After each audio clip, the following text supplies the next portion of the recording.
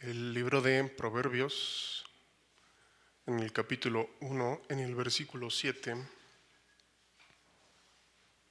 en la Nueva Traducción Viviente, dice de la siguiente manera: el temor del Señor es la base del verdadero conocimiento, pero los necios desprecian la sabiduría y la disciplina. En esta iglesia y en este lugar hemos hablado acerca del temor del Señor. La Escritura es clara acerca de que hay razones para tenerle temor al Señor, pero al mismo tiempo que la Escritura es clara en ese punto, también la Escritura es clara en que la razón por la que nos podemos acercar al Padre y por la que podemos tener una relación con Él no es por el temor que nos puede infundir, sino por el amor que nos tuvo y el amor que nos tiene. Y es un poco de lo que mencionaba el pastor en la oración final. Dios es todopoderoso, Dios es capaz de quebrantar a cualquiera de nosotros en menos de lo que imaginamos, pero eso no es lo que nos provoca a adorarle y no siempre es lo que nos humilla. Al final yo creo que, y la Escritura es clara también en ese aspecto, que una de las cosas que nos humilla es saber que somos amados siendo imperfectos, cuando nuestro concepto de amor para poder amar a alguien generalmente depende de que la otra persona sea buena para con nosotros. Con Dios no es así. No necesitamos ser buenos para que Él nos ame. Menciono esto porque creo que es relevante tener un equilibrio justo acerca del temor hacia el Señor, porque la Escritura lo menciona más de una ocasión y es algo que debemos tener presentes, pero también debemos tener presente que el amor del Señor está para nosotros, para usted, para mí, lo ha estado y lo estará, porque así es Dios. Así es Dios de temible y de amoroso. No hay contradicción en eso. Teniendo esto en mente, saber quién es Dios, es la base del verdadero conocimiento, es lo que dice Proverbios. Y lo que dice Proverbios también es que hay gente que desprecia esa sabiduría. Y además, un detalle, la disciplina. Con esta pequeña introducción voy a invitarle a que incline su rostro y pidamos al Señor de su bendición a través del Espíritu Santo. Dios bueno, Padre eterno, queremos rogarte porque nos bendigas en esta hora precisamente para ser alguien sabio, para ser alguien que te tema, para ser gente, Señor, que ha conocido de tu amor, pero que está consciente de tu poder y que sabe, Señor, que en eso está el cimiento de todo lo que podemos decidir ahora en esta vida que nos permites tener. Que sea el Espíritu Santo acomodando lo necesario en el corazón de tu iglesia para que podamos reflejar esto con precisión, para que podamos reflejar esto tal y como es necesario que se refleje para un mundo que necesita de tu sabiduría y de tu conocimiento.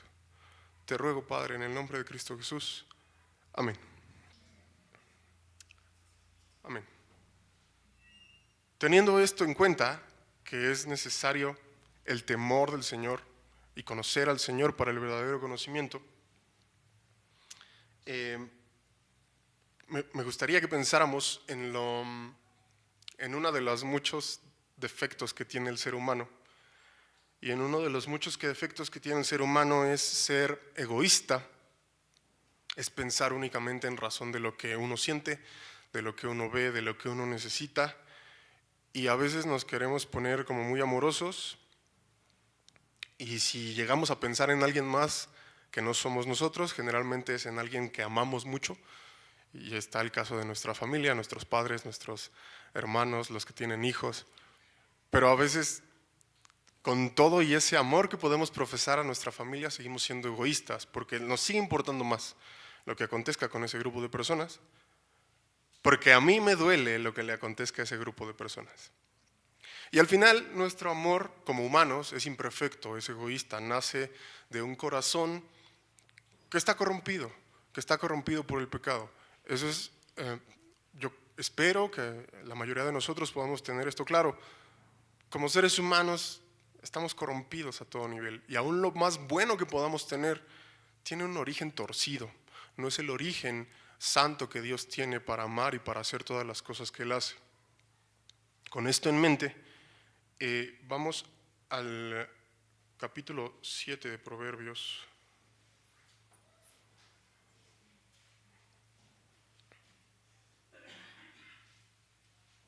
Discúlpenme, no es el capítulo 7, es el capítulo 11. Proverbios 11.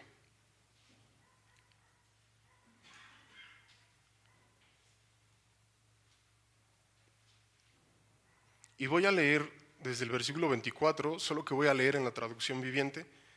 Si gusta leerlo en su Biblia, muy probablemente es otra versión. Es Proverbios 11, desde el versículo 24, en la traducción viviente, dice de la siguiente manera: da con generosidad y serás más rico, sé tacaño y lo perderás todo. El generoso prosperará y el que reanima a otros será reanimado.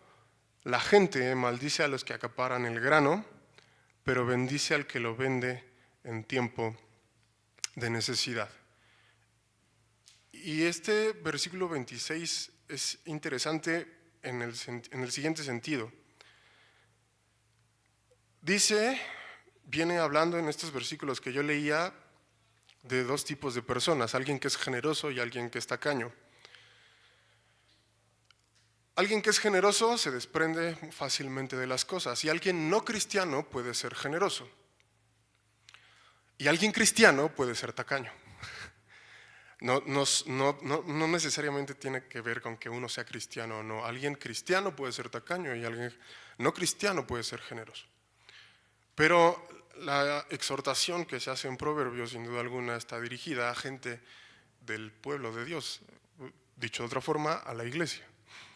Entonces hay una invitación a ser generoso. Nada más que hay un detalle generalmente en toda la Escritura cuando se habla de esto, porque viene con una especie de recompensa, y la recompensa es: serás más rico. Regresando a lo que mencionaba acerca de las motivaciones del corazón, si usted solo leyera esto y no conociera más de la Escritura, ¿por qué pensaría usted que alguien puede ser generoso? Lo que dice esta línea, únicamente esta línea, es: da con generosidad y serás más rico. ¿Por qué alguien quisiera ser generoso, según esto? Para recibir más. Y entonces vemos que es muy fácil que el corazón humano sea egoísta. ¿Por qué voy a dar? Bueno, porque voy a recibir más. Sé tacaño y lo perderás todo. ¿Por qué no voy a ser tacaño? Bueno, porque no quiero quedarme sin nada.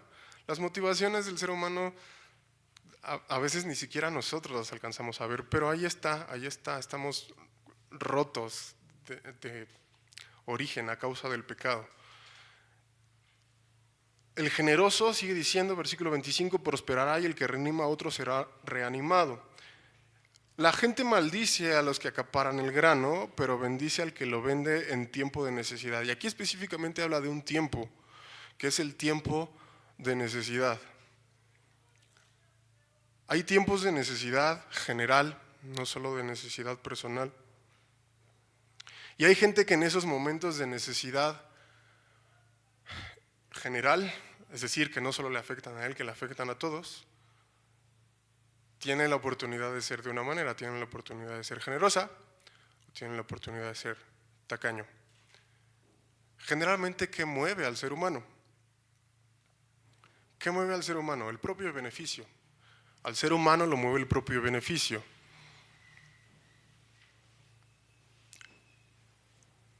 Tener esto en mente, acerca de que al ser humano lo mueve su propio beneficio, cuando llegamos al conocimiento del Señor, lo correcto, lo normal, sería que el Señor nos dejara ver algunas cosas. Y no tiene que ver con que alguien predique acerca de nada, no tiene que ver con que alguien nos diga que demos para recibir más. No tiene que ver con eso, tiene que ver con algo que hace el Señor ahí, que no va directo sobre las acciones, sino más bien va sobre la raíz de las acciones. Cada decisión que usted toma tiene que ver con lo que está en su corazón. El ser humano también, además de ser egoísta, tiene esta característica de ser poco responsable. Y entonces suele justificar el porqué de sus acciones con lo que hacen los demás. Los que manejamos, ¿por qué nos solemos enojar? Porque la gente de alrededor no sabe manejar, ¿no es cierto? Pero ¿ya vio cómo estamos usando lo que hacen los demás para justificar lo que nosotros hacemos? Y no estoy hablando de un ligero enojo ni de una emoción general de enojo, porque las emociones existen y Dios nos las dio. Estoy hablando de algo que sobrepasa el enojo normal. Yo no sé si usted conozca a alguien que manejando le den ganas de discutir, o que sin manejar le den ganas de discutir. Y lo justificamos, solemos justificarlo, solemos decir, es que me hiciste enojar. Y la responsabilidad ya no está en mí, está en lo que hacen los demás. Le voy a decir algo, no vamos a controlar nunca lo que hacen los demás. Yo voy a controlar lo que yo hago con lo que siento, lo que yo hago con lo que veo. Y eso es lo que hace el Señor. El Señor, cuando se revela a nosotros, no trabaja con las acciones. La intención del Señor, al transformar nuestro corazón, no es que seamos buenas personas, es transformar el corazón, y el ser buenas personas es un fruto de la transformación del corazón. No sé si me estoy explicando, espero que sí. Espero que me vayan siguiendo. Todas las acciones, este punto de llegar a ser generoso no tiene que ver con que un predicador venga y les diga, hermanos, tienen que ser generosos porque la Escritura lo dice. Porque además la Escritura dice que los va a bendecir. No, no tiene que ver con eso, tiene que ver con algo más profundo que nace de una relación con Dios. Aquel que puede llegar a ser generoso, y mire precisamente en qué momento, dice el versículo 26, en momentos de necesidad. Y yo creo y yo sé que la necesidad no era la necesidad de los demás, era una necesidad general. Alguien que en un momento de necesidad general es capaz de desprenderse,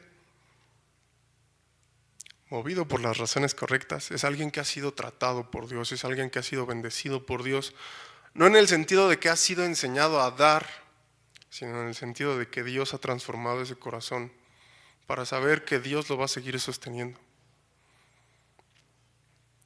De lo que estoy hablando más allá del dar o no dar, estoy hablando del origen de las decisiones. Y creo que es relevante que consideremos esto en un mundo que propone que el origen de las decisiones sea el bienestar personal. No estoy hablando de otra cosa, no estoy hablando de descuidarnos, no estoy hablando de hacernos mártires, no estoy hablando de vender absolutamente todo lo que tiene, salvo que el Señor lo lleve a eso y eso será muy personal. No, no estoy hablando de eso. Estoy hablando de ser diferente. La realidad es que, piénsenlo, y podemos remitirnos un poco a la pandemia, momentos donde estuvimos encerrados, donde yo no sé cómo la pasó usted económicamente, donde yo no sé si usted ganaba lo mismo que gana ahorita, pero fue un momento de necesidad general. Y yo sé que hubo quienes pudieron vivir o pudimos vivir momentos de cierta escasez. ¿Cuál es el pensamiento ahí? Seguir guardando, seguir acaparando, en lugar de pensar en que no solo yo la estoy pasando mal, sino que todos la estaban pasando mal. Y esta tendencia a acumular para nosotros es una tendencia humana. Y aún siendo transformados y aún siendo hijos de Dios, es algo que permanece aquí en el corazón y que siempre tiene ese deseo constante de salir. No importa cómo estén los demás, importa cómo estoy yo. Y es bien sencillo caer en eso. Y se lo digo, se lo repito, los cristianos no estamos exentos de ese sentir. Los cristianos de mucho tiempo no estamos exentos de ese sentir. Si usted lleva mucho tiempo creyendo, no está exento de ese sentir. De ese sentir de guardar, de atesorar para sí en lugar de compartir. Pero como le decía, más allá de que esta sea de que esta la recuerde como una enseñanza acerca de compartir, yo me gustaría que la recordáramos como una enseñanza de que es el Señor el que transforma el origen de la toma de decisiones que nosotros realizamos. Y el origen de la toma de decisiones que nosotros realizamos, creyentes o no, tiene que ver con lo que hay en el corazón. Tiene que ver con mis deseos personales y hacia dónde dirijo mis deseos o mis emociones personales. Y entonces la invitación a la reflexión es ahí, hacia dónde se dirigen sus pensamientos. Y mire, es bueno pensar hacia atrás para ver qué lo movió o qué lo llevó a tomar ciertas decisiones, para si es necesario arrepentirse, pero no es bueno que únicamente nos quedemos pensando en lo que hicimos y en lo que hicimos mal. Es más bien necesario que a partir de aquí empecemos a poner atención en lo que decidimos hacia adelante. En poner atención a qué nos lleva a tomar las decisiones que tomamos. Porque en este mundo que se mueve tan rápido y que venimos 2 horas a escuchar 20 minutos de una predicación, lo normal es que se nos olvide y nos metamos al ritmo que el mundo propone. Y entonces olvidemos lo que oímos durante 20 minutos. Porque además el predicador pues, estaba muy aburrido, ¿no? Entonces es necesario, es bueno que pongamos atención no al pasado como para sentirnos mal. Si es necesario arrepentirse, por supuesto que se debe hacer, pero más bien poner atención de aquí en adelante hacia qué me mueve y no hacia qué mueve a mi hermano, porque eso también es bien sencillo, es tratar de juzgar las intenciones de los demás. Ese no es el punto de las predicaciones.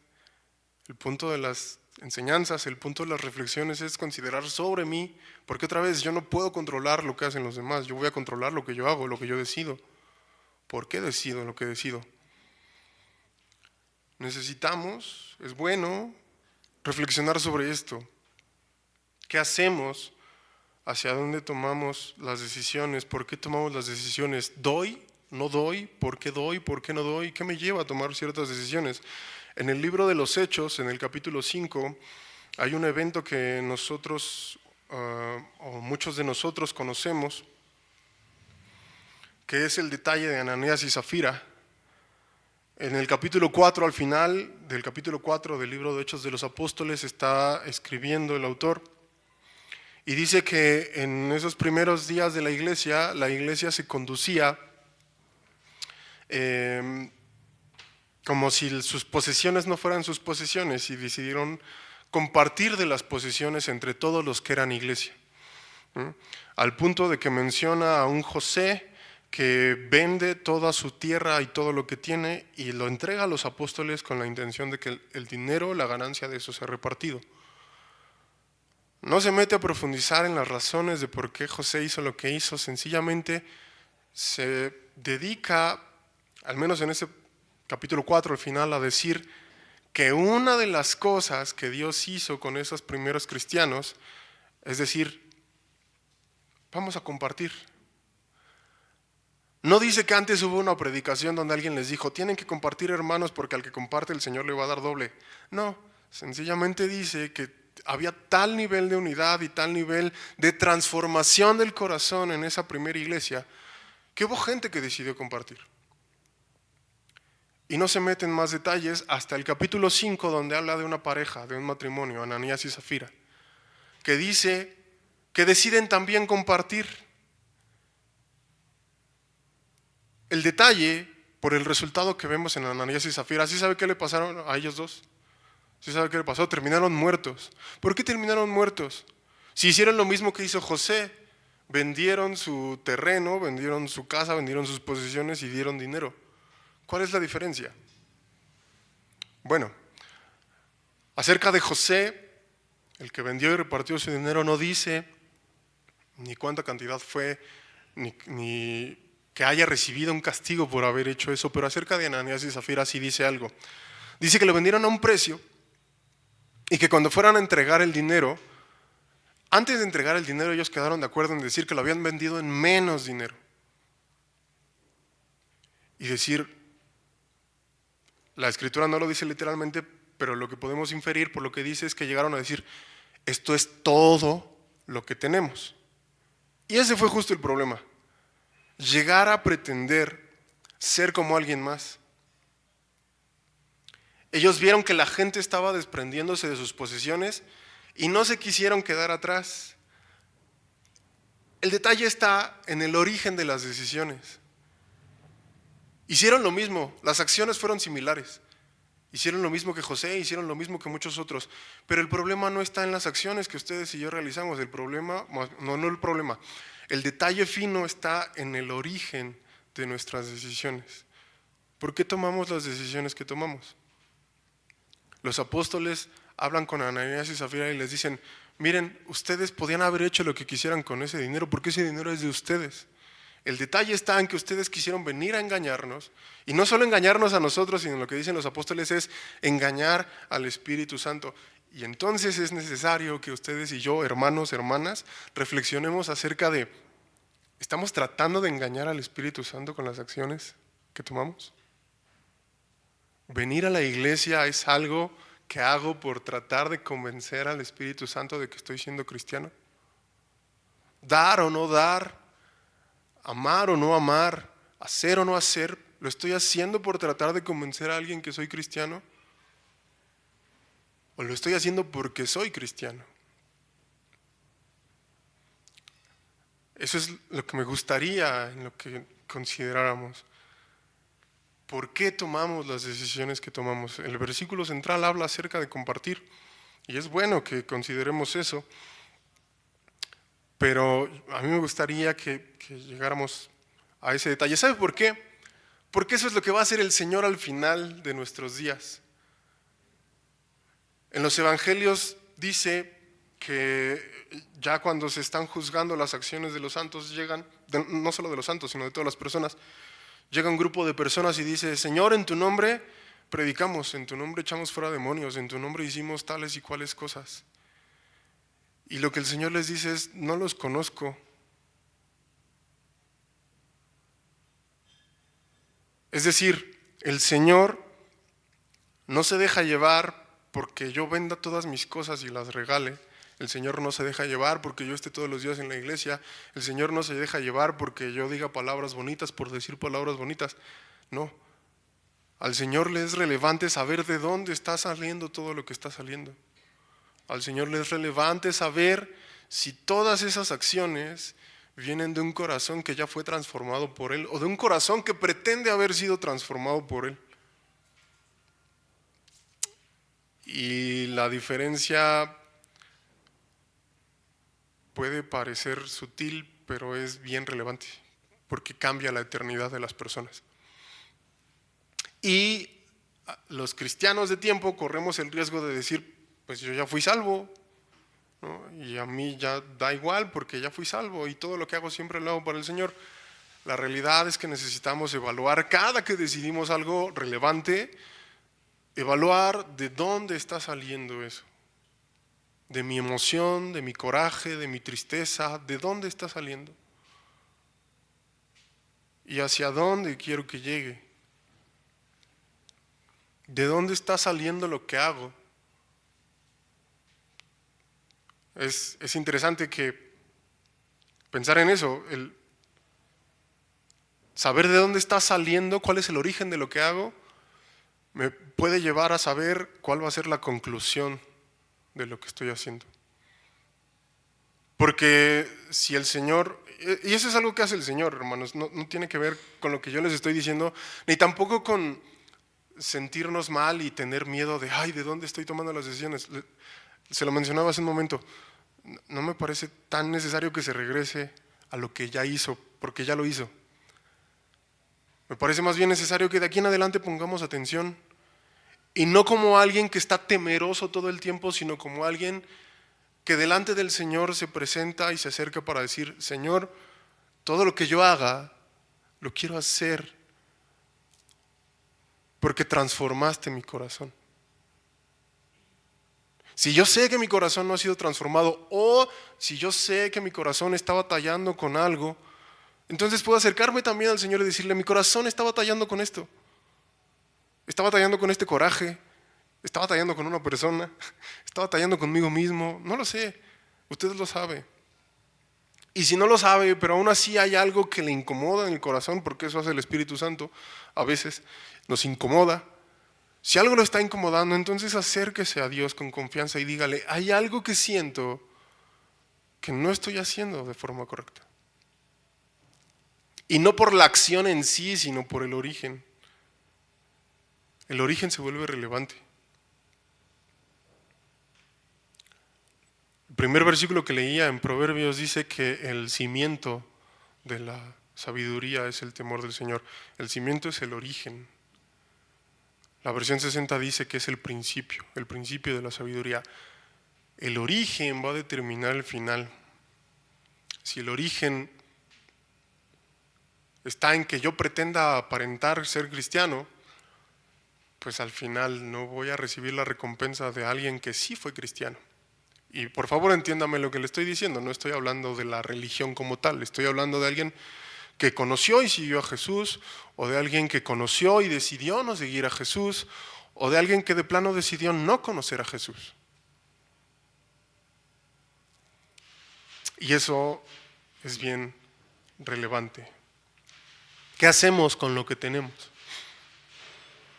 Porque mire, otra vez, el poder dar, regresándome un poquillo al versículo central, que sí habla de dar, o uno de los versículos centrales que habla de dar, es, yo puedo dar porque he recibido de parte del Señor. Yo puedo dar porque reconozco que he recibido de parte del Señor. No tiene que ver con que me estén obligando, no tiene que ver con que una predicación dijo, no tiene que ver con que el Señor me está obligando a nada, tiene que ver con que el Señor cambió el corazón en mí y entonces yo puedo desprenderme de lo que antes pensaba que era tan relevante para mí. Y si bien es cierto se aplica a lo material, también se puede aplicar a lo espiritual y a las enseñanzas que recibimos. En el Evangelio de Juan, en el capítulo 5,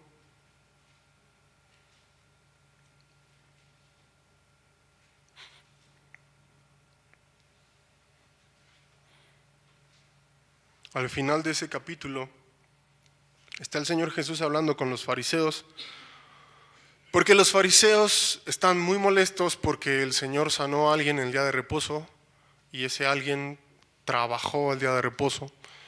Y entonces los fariseos, recordemos esto, los fariseos son ese grupo de gente que conocía la ley sin ninguna falla en la memoria de la ley, se conocían comas, puntos, acentos y todo. Y además de conocer la ley de Moisés, habían decidido agregar ciertas cosas porque a ellos les parecía que eso los hacía más aceptos delante de Dios.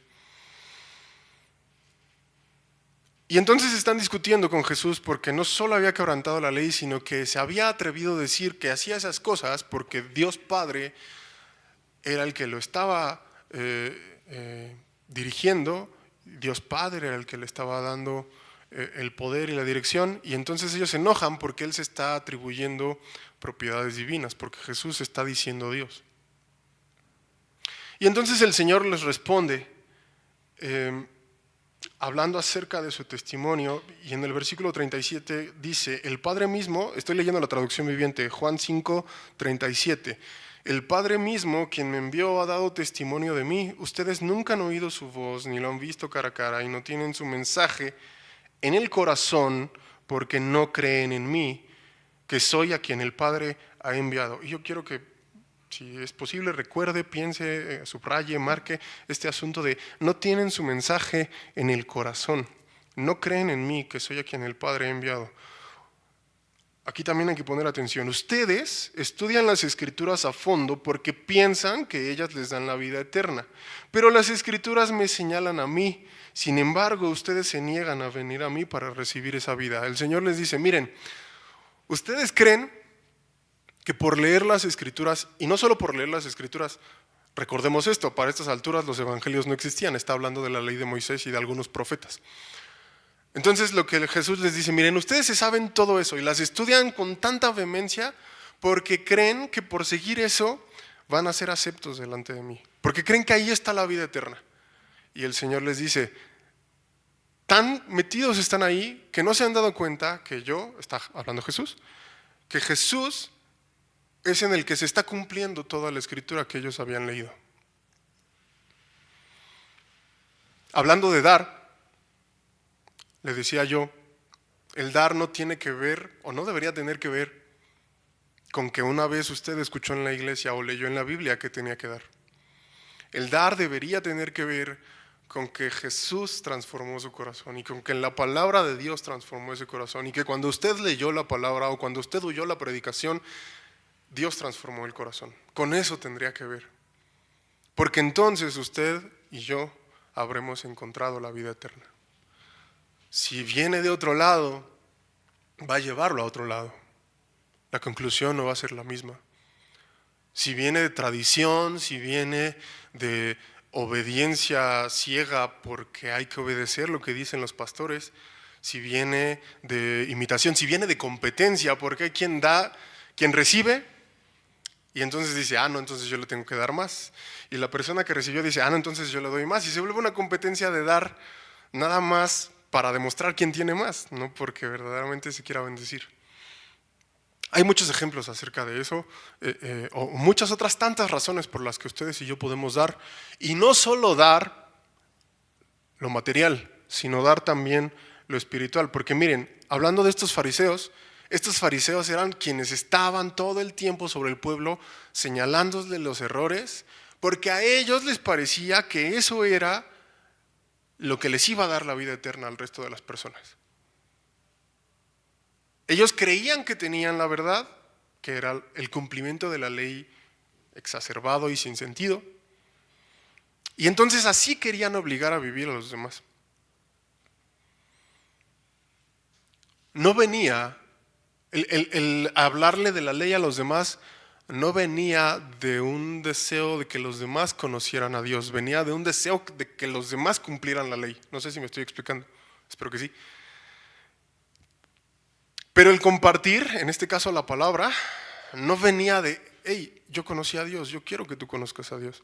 No, venía de un, yo estoy cumpliendo la palabra, tú necesitas cumplir la palabra. Y hay un mundo de diferencia. Hay un mundo de diferencia en las razones de por qué se hacen las cosas.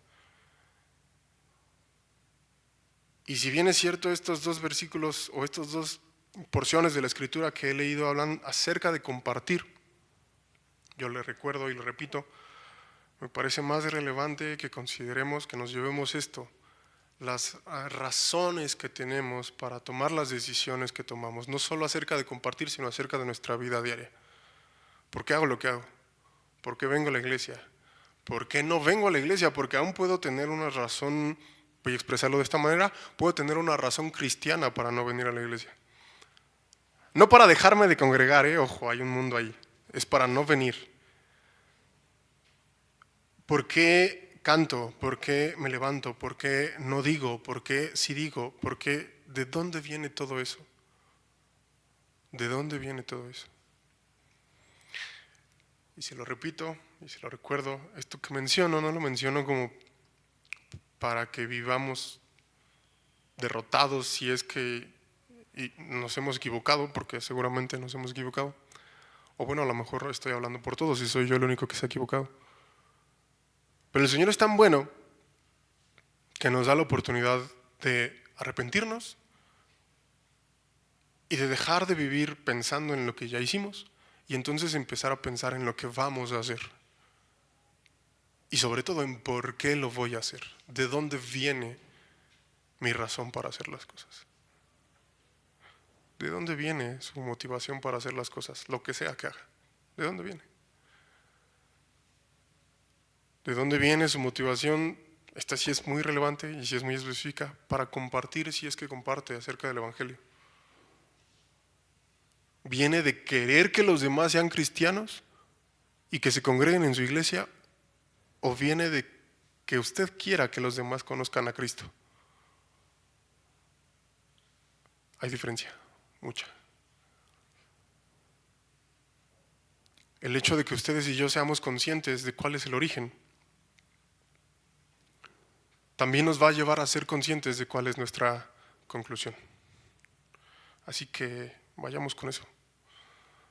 A nuestra casa, a nuestro mundo, a nuestra vida, porque el Señor no nos llamó para hacer una iglesia aquí, nos llamó para hacer iglesia afuera, con la gente que necesita.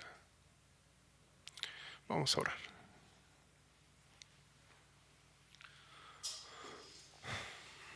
Dios bueno, gracias. Gracias porque nos amas, gracias porque nos perdonas, gracias porque tu gracia se extiende día tras día sobre nosotros y sobre nuestras múltiples fallas. Señor, si alguien en este momento está pensando y reconociendo su falta, Señor, te agradezco que estés dispuesto a perdonar. Y te ruego que sigas formando en nosotros el corazón y el sentir que hubo en Cristo Jesús. De alguien que se despojó, de alguien que se dio, de alguien que se entregó, no por querer aparentar nada, Señor, sino por conocerte, sino por el hecho de conocerte y de reconocerte y de querer agradarte y glorificarte como solo tú eres digno. Señor, gracias por tener misericordia de nosotros. Llévanos a ser una iglesia que te refleje a plenitud con la gente que necesita conocerte. Te agradezco y te ruego en el nombre de Cristo Jesús. Amén. Amén. Vamos a orar.